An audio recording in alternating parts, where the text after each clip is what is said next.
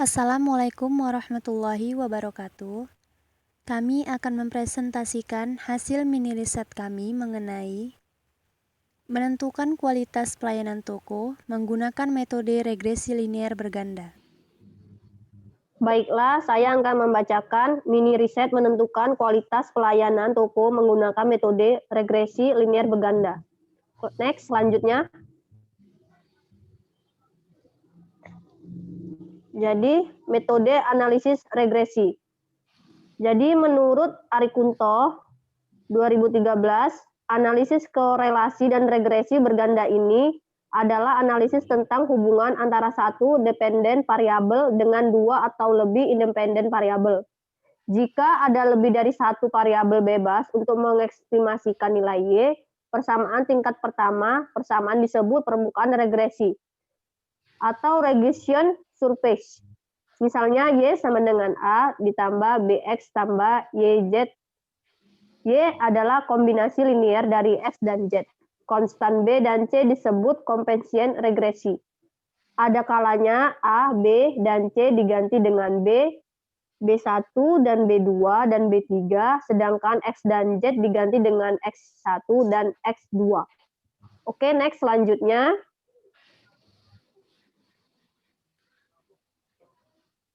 Jadi ada lagi menurut Arikanto, dalam analisis regresi, baik regresi sederhana dengan satu variabel bebas maupun regresi berganti dengan lebih dari satu variabel bebas, ada 3 rukun dasar yang harus dicarai, yaitu yang pertama, garis regresi, yaitu garis yang menyatakan hubungan antara variabel itu.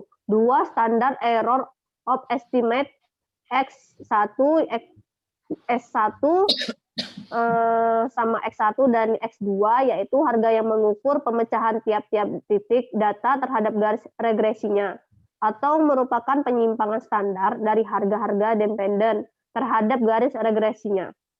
Koefisien korelasi, yaitu angka yang menyatakan erat hubungan antara variabel-variabel itu.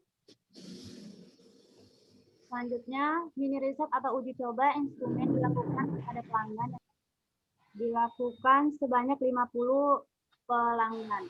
Pengukuran yang digunakan untuk mengukur instrumen atas tanggapan responden adalah menggunakan skala like dengan interval. Metode analisis yang digunakan dalam penelitian ini yaitu yang pertama, analisis kualitatif deskriptif atau menganalisis data kualitatif yang telah diperoleh melalui observasi dan kuesioner pada toko lunas. Yang kedua, analisis regresi linear berganda sebagai analisis preferensi yang digunakan untuk menyatakan kualitas terhadap peningkatan jumlah pembeli toko lunas. Menurut Ari Kunto, rumus yang digunakan adalah Y sama dengan A tambah BX tambah CZ yang kemudian diterjemahkan ke dalam rumus sebagai berikut. Y sama dengan B0 ditambah B1, X1 ditambah B2 dikali X2 ditambah B3 dikali X3.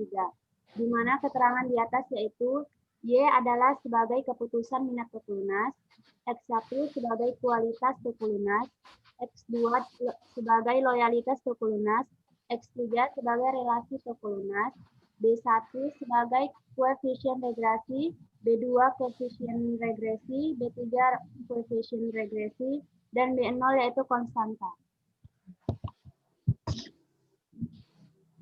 Hasil dan pembahasan keputusan peminatan atau dilambangkan sebagai Y. Tanggapan responden ada 3 kategori. Yang pertama yaitu ya, ragu-ragu, dan tidak. Terhadap kategori ya, ada 13 orang, ragu-ragu 1 orang, tidak ada 36 orang, dan presentasinya terdapat pada tabel berikut. Kemudian kualitas toko lunas itu atau X1, tanggapan respondennya itu yang ya, frekuensi atau orangnya itu 32 orang, ragu-ragunya ada 12 orang, dan tidaknya ada 6 orang dengan presentasi seperti pada tabel. Loyalitas toko lunas atau X2, tanggapan responden tidaknya 20 orang, ragu-ragunya 16 orang, tidaknya ada 12 orang. Relasi toko lunas atau dilambangkan sebagai X3, tanggapan respondennya. Kategorinya ada A, B, C, dan D dengan frekuensi atau orangnya yang A 11 orang, B-nya 27 orang, C 8 orang, D 4 orang dengan presentasi pada tabel tersebut.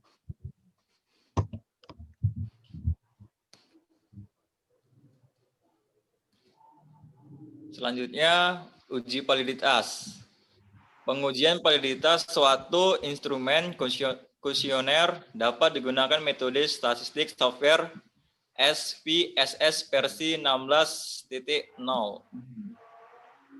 Hasil pengolahan data pada umumnya rata-rata kuesioner sangat valid yang ditunjukkan oleh nilai standar deviasi lebih besar dari 0,5 atau positif ketentuan validitas yang sudah memenuhi syarat minimal 0,5 dianggap valid. Berikut adalah hasil dari uji validitas tabel 5. Berikut adalah tabel 6 tingkat validitas variabel penelitian. Jadi uji reliabilitas. Uji reliabilitas itu dilakukan menggunakan koefisien reliabilitas Crobat alfa. Rumusnya itu dasar pengambilan keputusan alfa besar R tabel sama dengan konsisten, alfa kurang R tabel sama dengan tidak konsisten. Keputusan uji reliabilitas, semua kuesioner dinyatakan konsisten atau reliabilitas alfa besar R tabel sama dengan konsisten 0,517 besar 0,279 sama dengan menjadi konsisten. Next. Jadi ini ada tabel 7 hasil uji reliabilitas. Seperti contohnya sudah kita lihat di situ. Next. Oke, jadi tabel selanjutnya ringkasan hasil uji reliabilitas kuesioner. Di situ ada alfa sama keterangan. Jadi kuesionernya itu Y sebagai kepemilikan member card dengan alfanya 0,564 itu menjadi reliable. Jadi X1 sama dengan kualitas member card dengan alfanya 0,554 reliable. Jadi ada X2 sama dengan loyalitas member card 0,559 reliable dengan X3-nya relasi informasi dengan alfanya 0,575 reliable. Jadi berdasarkan tabel 708 menunjukkan bahwa nilai alfa instrumen penelitian pada masing-masing variabel lebih besar dari nilai yang disyaratkan, yaitu sebesar 0,50 atau lebih besar dari 0,50. Dengan demikian, keseluruhan instrumen kuesioner dalam penelitian ini adalah reliable, dapat dipercaya karena telah memenuhi syarat minimal. Selanjutnya, analisis hasil uji F dan G. Hasil perhitungan menggunakan model regresi penuh atau full model regression dengan nilai koefisien regresi pengaruh kualitas terhadap keputusan. Jadi, ini merupakan tabel dari hasil uji F dan G atau full model regression.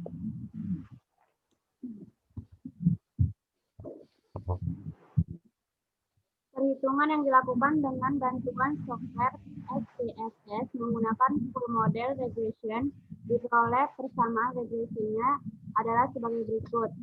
Y sama dengan 1,838 ditambah 0,051 X1 ditambah 0,275 X2 ditambah 0,3301 X3. Persamaan regresi tersebut terdapat nilai B0 atau nilai konstanta sebesar 1,838. Selanjutnya, akan dicari nilai koefisien determinasi partisial R2 untuk mengetahui pengaruh variabel bebas atau X secara parsial terhadap variabel X atau Y. Pada tabel 13 ini termasuk sampel test X1,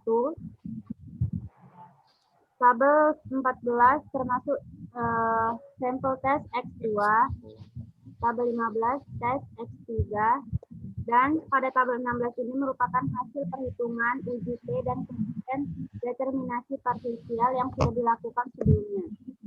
Berikutnya uji normalis. Uji normalis dilakukan dengan cara melihat grafik normal probability plot yang membandingkan distribusi kumulatif dan distribusi normal. Distribusi normal akan membentuk satu garis lurus diagonal dan plotting data residual akan dibandingkan dengan garis diagonal jika distribusi data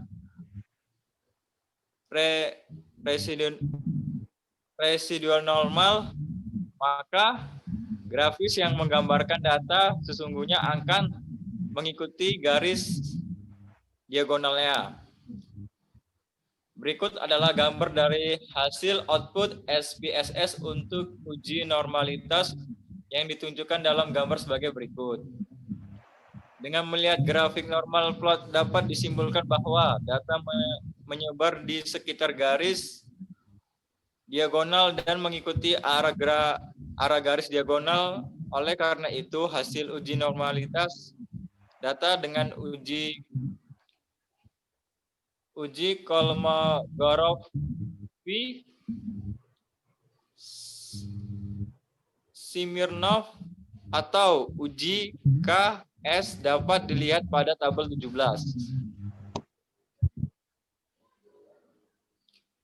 Berikut ini adalah hasil dari tabel 17 yang sudah dijelaskan di slide berikutnya, yaitu sampel Kolmogorov-Smirnov test.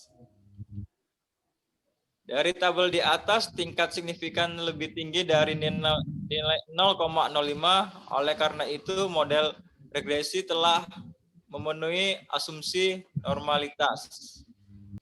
Oke, jadi kesimpulannya, berdasarkan hasil penelitian dan pembahasan pada penelitian yang dilakukan, maka dapat disimpulkan sebagai berikut. Yang pertama itu, secara simultan setelah diuji dengan uji Fisher, ditemukan bahwa kualitas toko signifikan berpengaruh terhadap keputusan minat pembeli dan pelanggan untuk memilih toko dan juga berpengaruh terhadap peningkatan jumlah pengunjung dan pembeli.